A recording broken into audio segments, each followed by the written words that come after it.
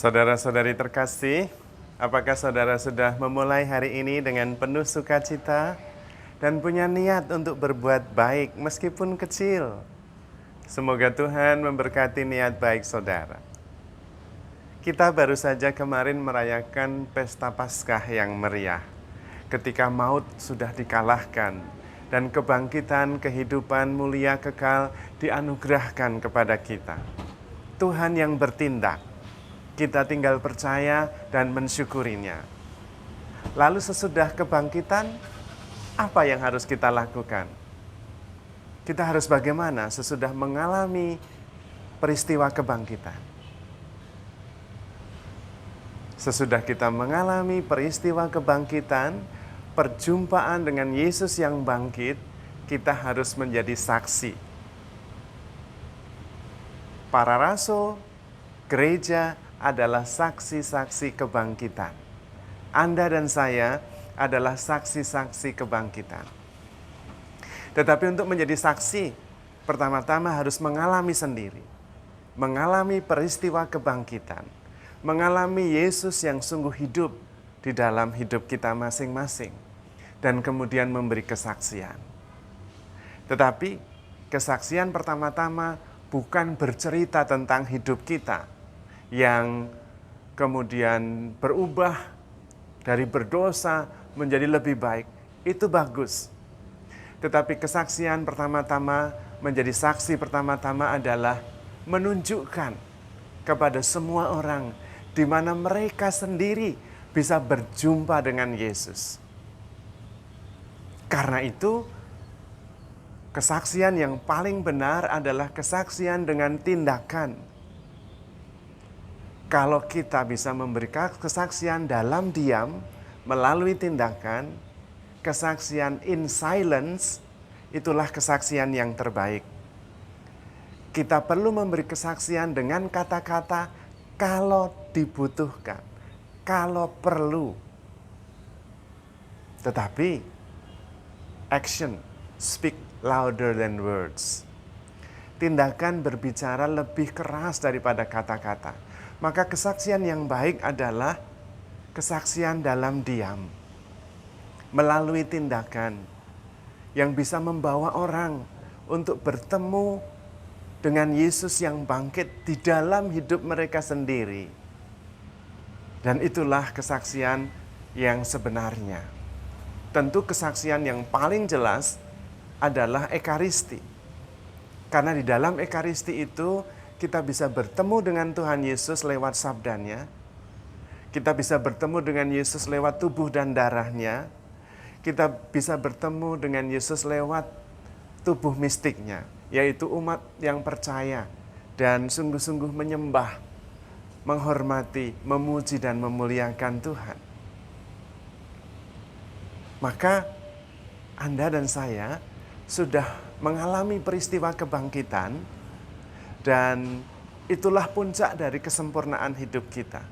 Hidup yang tidak lagi dibayang-bayangi oleh derita dan maut. Karena derita bisa menjadi ungkapan cinta, maut menjadi ungkapan kepercayaan kita kepada Allah yang mengasihi kita. Dan karena itu, hidup sudah sempurna, sudah penuh dan sudah utuh. Tidak perlu apa-apa lagi, tinggal memberi kesaksian melalui hidup yang penuh syukur. Hidup yang tidak lagi dibayang-bayangi oleh rasa takut. Tetapi hidup yang sangat positif. Hidup yang memancarkan cahaya. Di mana ada kesulitan, kita membawa jalan keluar. Di mana ada perselisihan, kita membawa kedamaian. Kita membawa kerukunan. Di mana ada kesusahan, kita membawa pengharapan. Dan hidup dengan penuh pengharapan. Dengan penuh antusiasme. Karena hidup tidak berakhir dengan derita. Hidup tidak berakhir dengan kematian. Tetapi hidup berakhir dengan kebangkitan. Kehidupan yang mulia di dalam Tuhan. Itulah yang harus kita hayati. Dalam diam. Dalam tindakan yang konkret. Dan dengan cara itu kemudian kita menjadi saksi-saksi yang kredibel. Kalau perlu. Baru kalau perlu, kita memberi kesaksian dengan kata-kata. Jangan terbalik. Kita memberi kesaksian berkobar-kobar. Hidup saya dulu seperti ini. Lalu ketika berjumpa dengan Yesus menjadi seperti ini. Itu baik. Tetapi jangan sampai kemudian orang lain berpikir bahwa, wow, kesaksiannya hebat sekali. Keliru. Dia tidak bertemu dengan Yesus, tetapi bertemu dengan kesaksian yang bagus. Reaksinya bisa macam-macam. Waduh, saya nggak bisa itu. Waduh, hidup saya tidak seperti itu. Bukan itu.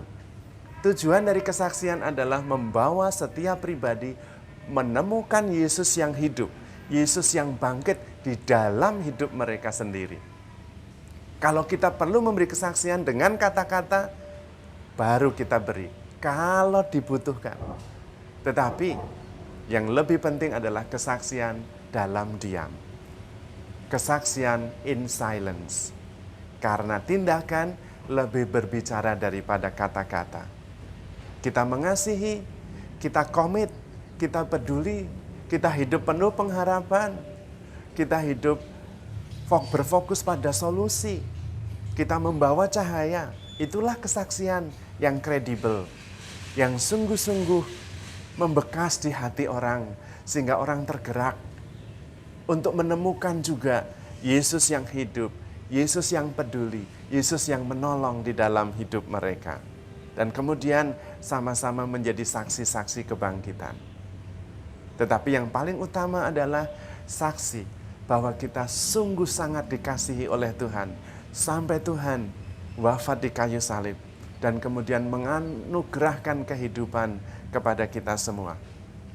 Kesaksian yang sangat indah adalah kesaksian di dalam diam. Kalau perlu, dengan kata-kata. Kita percaya bahwa kita bisa, karena kita begitu dikasihi Tuhan.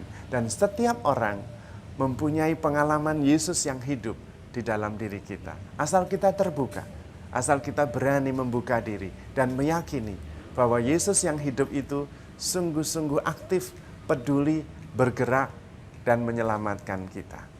Maka, saudara-saudari terkasih, menjadi saksi-saksi kebangkitan adalah identitas kita.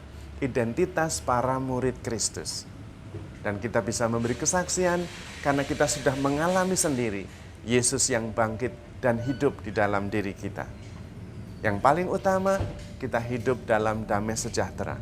Kita berusaha supaya semua makhluk berbahagia. Itulah cara kita memberi kesaksian bahwa Yesus sungguh hidup di dalam hidup kita yang nyata.